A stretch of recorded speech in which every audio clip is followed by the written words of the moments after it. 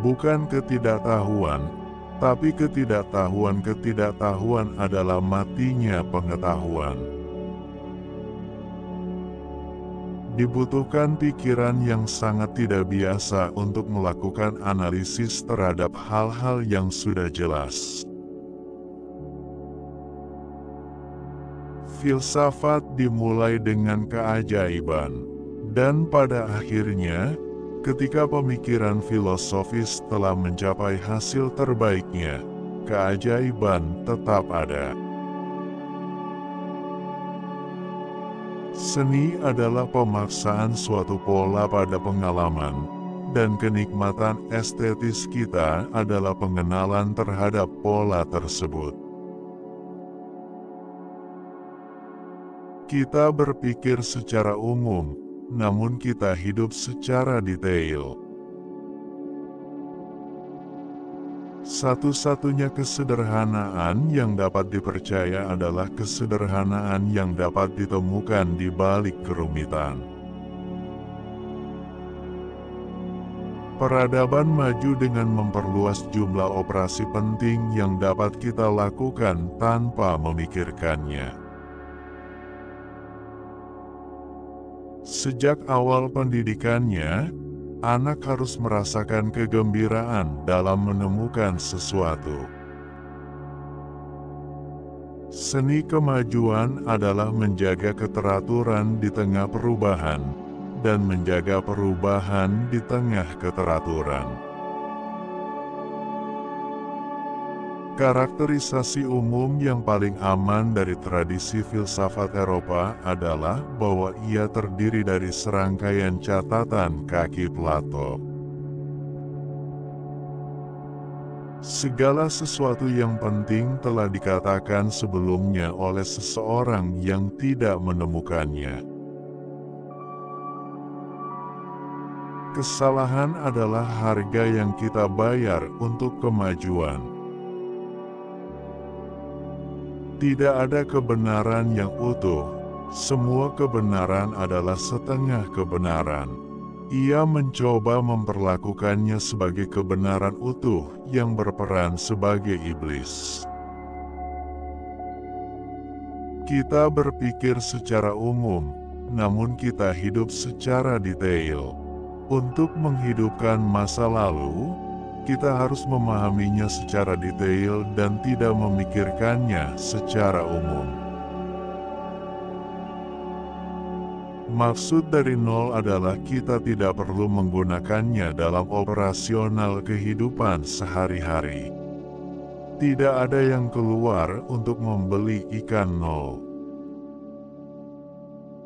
Seluruh filsafat Barat hanyalah catatan kaki bagi Plato. Kecerdasan adalah kecepatan menangkap yang berbeda dengan kemampuan, yaitu kemampuan bertindak bijaksana terhadap sesuatu yang ditangkap. Dalam logika formal, kontradiksi adalah tanda kekalahan, namun dalam evolusi pengetahuan sejati, hal ini menandai langkah pertama dalam kemajuan menuju kemenangan. Landasan penghormatan adalah persepsi ini, bahwa masa kini mengandung di dalam dirinya sendiri keseluruhan keberadaan, maju dan mundur, seluruh amplitudo waktu yang merupakan keabadian. Pertanyaan konyol ini adalah isyarat pertama dari suatu perkembangan yang benar-benar baru. Ilmu pengetahuan yang enggan melupakan pendirinya akan hilang. Tidak seorang pun berhak untuk berbicara lebih jelas daripada yang ia pikirkan. Kehidupan itu kompleks dalam ekspresinya, melibatkan lebih dari sekedar persepsi, yaitu hasrat, emosi, kemauan, dan perasaan.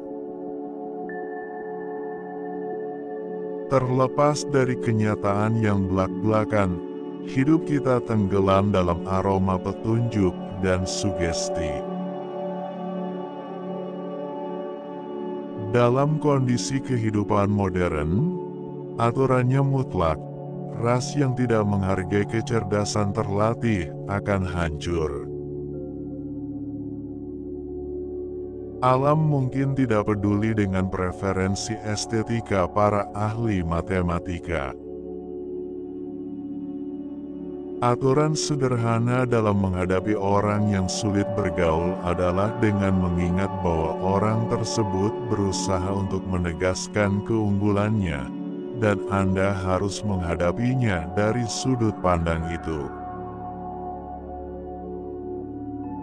Kita tidak bisa berpikir dulu dan bertindak setelahnya. Sejak lahir kita tenggelam dalam tindakan dan hanya bisa membimbingnya dengan berpikir.